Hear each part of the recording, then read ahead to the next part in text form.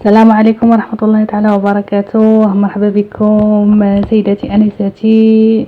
مرحبا يعني الموضوع ديال اليوم هو موضوع ما عندوش علاقة بالوصفات، يعني كنحاولوا ما امكن ندوزوا الافاده تكون الا كانوا شي مواضيع مهمه لما لا نناقشوها، وخاصه الا كانت الفائده غتعم الجميع وفي مصلحه الجميع.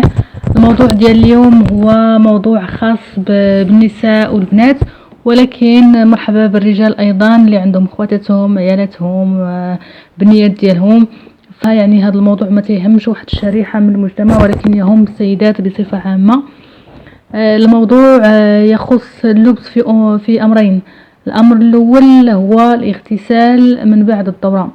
البنات عندهم واحد اللبس ما يسمى بالاستحمام وما يسمى بالاغتسال من بعد الدورة الشهرية. ماشي الاستحمام هو الاغتسال.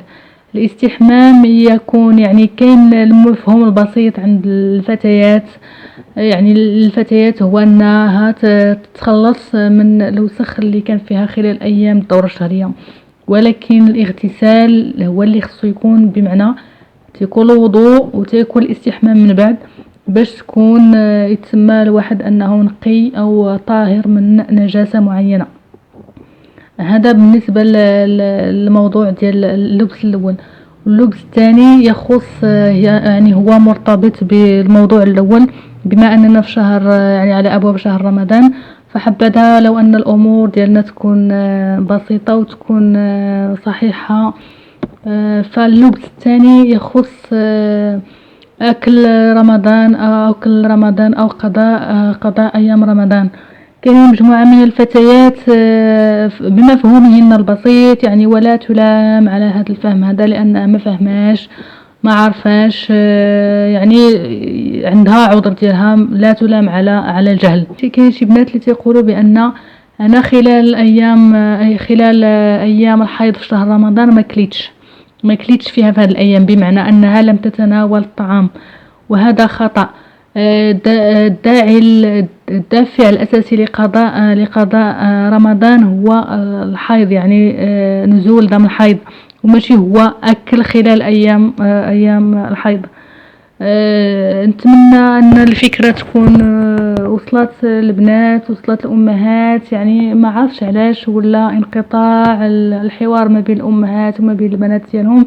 على الأقل يكون التواصل ما بين الفتيات، ما بين السيدات، ما بين يعني عوض ما نجلسو نبقاو نهضروا في اعراض الناس. كاين مواضيع اساسيه تهم الحياه اليوميه ديالنا، وحنا في غنى عن مواضيع اللي كديرها مثلا المؤسسات التعليميه كموضوع التولد البشري، كديروا في مقرر لفئه عمريه صغيره جدا، وهي في غنى عن هذا الموضوع، على الرغم من انها في امس الحاجه لمواضيع اساسيه حياتيه كمسلمين.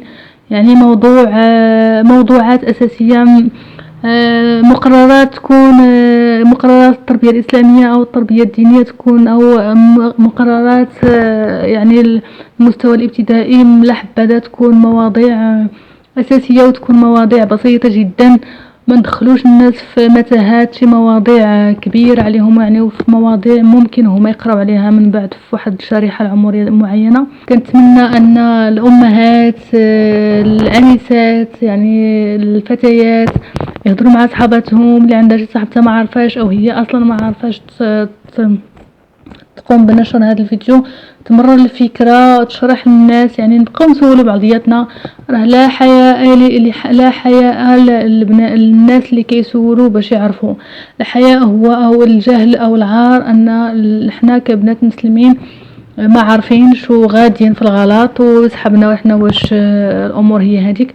والطامه الكبرى ملي كتلقى مثلا شي بنت محجبه كتسولها هذا السؤال، والله العظيم الا كتصدم ملي كتقول لك انا ما عارفاش هادشي اللي قلتي ليا، ما عارفاش ما قالتهاش ليك ماماك، ما قالتهاش ليا، ما تناقشتوش في المدرسه، ما قراوناش، ما تناقشتوش مع صحاباتكم، لا ما كنهضروش في هاد المواضيع هادو. يعني وخساره ان تلقى شي بنت بحال هكا. يعني انا كنقول عند راسي موضوع كلشي غيكون كيعرفوا، ولكن الحقيقه انه كاينين البنات اللي ما عارفينش، والله يحسن العوان. يعني هاد حنا عارفين دابا وخصنا نمروا الموضوع الفكرة الصحيحة للسيدات بصفة عامة. نفس الموضوع يخص البنات وخص الدراري حتى هما كلهم خصهم يعرفوا. وان شاء الله الا كان شي موضوع مهم علاش لا نناقشوه بدون حياء. راه الحياء هو انكم تعلموا شي حوايج اللي ماشي هي هذيك، ما تعلموناش شي حوايج اللي هي موروثه ومغلوطه وحنا في غنى عنها وكتخلق عقد نفسيه وعقد اجتماعيه. علموا الناس المهم، علموهم الاساسيات وخليوهم هما كدور ديالهم يديروا الاهم ويعيشوا حياتهم كيف بغاو.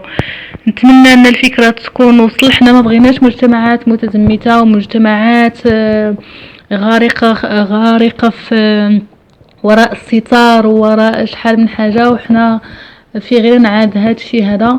ان المشاكل كاينه بزاف، ولكن الانسان اللي كتكون عنده الاساس وكيكون عنده المبدا فهو ما تخافش عليه بتاتا من اي موجة شيء. نتمنى ان شاء الله تكون الفكره وصلت، وان الموضوع يهم السيدات والانسات والرجال كذلك. نتمنى لكم نهار سعيد وصوم مقبول ان شاء الله، ونتلاقاو في موضوع جديد او لا وصفه جديده ان شاء الله. السلام عليكم.